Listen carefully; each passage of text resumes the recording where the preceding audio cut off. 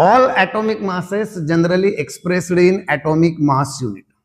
फिर से बता रहा हूं, हम जनरली एसआई यूनिट जो है मास का किलोग्राम लेते हैं, सीजीएस यूनिट हम ग्राम लेते हैं, पर एटॉमिक पार्टिकल जो होते हैं वो जो उनके मासेस होते हैं बहुत बहुत छोटे होते हैं, और इसका मतलब है कि हमें उसके लिए कोई यूनिट ढूंढना पड़ेगा जो स्मॉलर फॉर्म में हो। तो ऐसा जो यूनिट है जिनके लिए हम एटॉमिक मासेस कंसिडर करते हैं वो है atomic mass unit. Proton, neutron, electron, ये जो भी एटॉमिक पार्टिकल है, न्यूक्लियर पार्टिकल है, इनके मासेस एक्सप्रेस करने के लिए हम यूज करते हैं एटॉमिक मास यूनिट। तो अब वन एटॉमिक मास यूनिट की डेफिनेशन हमें देखनी है।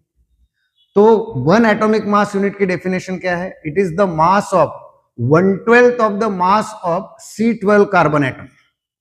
अच्छे से डेफिनेशन ध्यान में रखना है। One atomic mass unit is equal to 1/12 of the mass of the C12 atom। देखो, one atomic mass unit 1/12 of the mass of the C12 carbon atom. तो वन एटॉमिक मास यूनिट का value कैसे निकालेंगे? That is equal to, इसका मतलब देखो carbon atom का जो मास है उसका 1/12, तो एक एटम का मास हम लेंगे उसको 12 से डिवाइड कर देंगे तो हमें मिल जाएगा one atomic mass unit. Carbon का जो एक एटम है अगर हम उसको उसके मास को 12 से डिवाइड करेंगे तो हमें क्या मिलेगा? वन एटॉमिक मास यूनिट मिलेगा। तो one atomic mass unit is equal to, अब mass of one carbon atom कैसे ध्यान में रखेंगे? मोबाइल नंबर की तरह ध्यान में रख लो, 1992647, 1992647 ये है mass of single carbon atom C12 atom.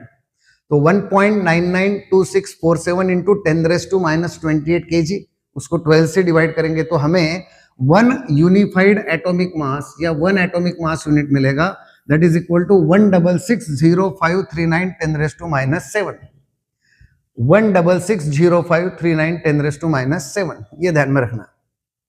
तो मोबाइल नंबर की तरफ से आप ध्यान में रख सकते हैं 1992647, 1660539। तो mass of single carbon atom 1.992647 into 10⁻⁻28 kg है। इसको जब हम 12 से डिवाइड करेंगे तो हमें मिलेगा one atomic mass unit 1.660539 into 10⁻⁻27 kg। तो यहां तक क्लियर है। तो एटॉमिक पार्टिकल्स जो होते हैं उनके मासेस हम मेजर करते हैं किसमें? हम मेजर करते हैं एटॉमिक मास यूनिट में, और वन एटॉमिक मास यूनिट होता है 1/12 of the mass of the carbon atom.